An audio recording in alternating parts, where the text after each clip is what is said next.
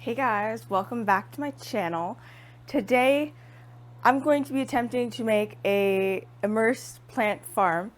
I've never done anything like this before and I'm not really a plant person, but I'm going to try to make a super simple immersed plant farm today. So I'm going to be using topsoil, not aquasoil or anything, because that stuff's expensive. So I don't know if topsoil's the thing to use, maybe potting soil is, but if it grows flowers in my garden, I'm sure it'll be fine for this. So that is the topsoil we're going to be using today. I have this bin. I got it from, I think, Canadian Tire.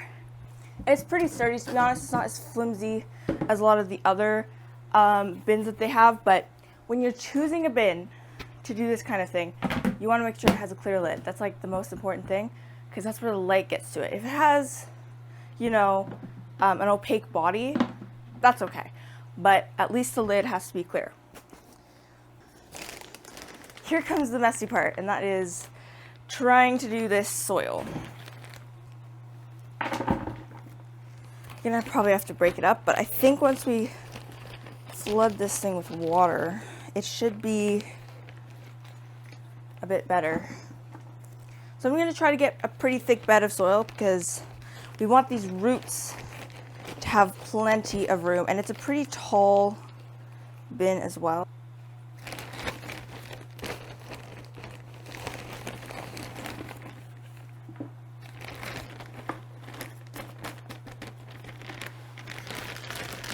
Okay, so I think this is about as much as I want to do. Okay, here is the first jug of water.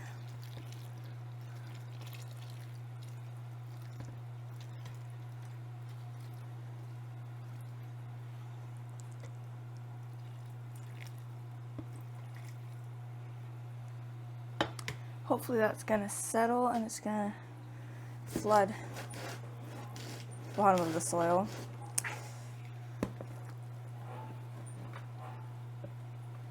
Yeah, see, the bottom, it's not saturated, so I'm just gonna stir this up a bit then, because you want the soil to be completely flooded. You want it to just tiny little bit of water on the top, but like almost nothing. You want almost no water on the top, but you want the bottom to be completely soaked with water.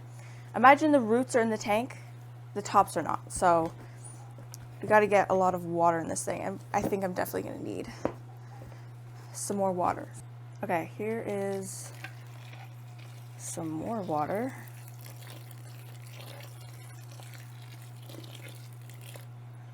We'll see how that goes. Okay, so I've picked out a couple plants from around my room, and we're gonna be planting them now. So first, I didn't even realize it was this big, but I have this huge thing, that's one word, of Anubias, and it even has a little sidekick here. So there's a ton of this. I didn't realize I had this much Anubias. But yeah, so I'm gonna plant some of it, and we'll see how this grows. Hopefully it'll grow a bit faster than in a tank, but I mean, this thing's doing pretty well in the tank. So I'm gonna keep this, or one of these at least, in the tank, and I'm gonna plant the other one. So what I'm gonna do is I'm gonna split these plants up so that they have a chance to propagate on their own. I think I'm gonna do the big one. So I'm gonna cut its thing here. I'm sure you know not to do this, but don't submerge the rhizome, I think it is, in the soil, just the roots. And you don't even need to submerge the roots if you're growing it in a tank. It can just be free floating. That's what this one was doing. And obviously it's worked out pretty well for this plant. So we're gonna plant some Anubias on this side, I guess. And one thing I like about immersed growing is that your plants are never going to fly up out of the soil and to the top of the tank. So, oh no, a couple of the leaves have fallen off. I mean, when I'm cutting that close to leaves, it's expected, but it's a little sad. So there are my 5 Anubias plants in there. Next up, I have a couple small crypts. And actually, I just pulled a huge crypt out of my like 7.5 gallon that had a huge root on it, but it's put out a lot of these small little baby plants, and I didn't know what I was going to do with them because crypts can get quite big. So I'm just going to plant them in here, let them grow up, but this was actually in a duckweed tank, so I'm hoping that over the course of it growing, the duckweed will kind of just like die, but it is going to be in a humid environment, so we'll see how that goes. Now I also have a couple miscellaneous plants like this one that I just don't know what they're from, but I kind of want to see what happens. I don't know if this is the same plant as the last one or if it's a different variety. Like, I just don't know. I went, ooh, pretty plant, and bought it, you know? Like, okay.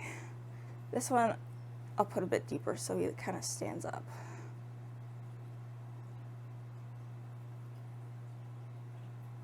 Okay, he kind of stands up. I don't know if that's important or not. This is Ludwigia repens, and at one point I had tons of this, but now I'm down to like little tops of stems. It's just not doing well, so I'm going to try to plant it in here and see if it grows really good. I know Ludwigia repens is really good at growing immersed because I've had it in like a bucket outside and it's like grown out of the water, so I know that. Look, if any plant is going to do well, it's going to be the Ludwigia repens. So it'll be a good benchmark to see if they actually survive. Now, this is a buse. This is about the only buse I've kept alive. I've only kept 2 buses in my time, and this is the only one I've kept alive. So we're going to see if this buse makes it. It's a pretty hardy buse, I'm going to say. It can grow quite well even under like low to medium light, so we're going to put him in there. And then I also have this red plant, which wasn't doing well.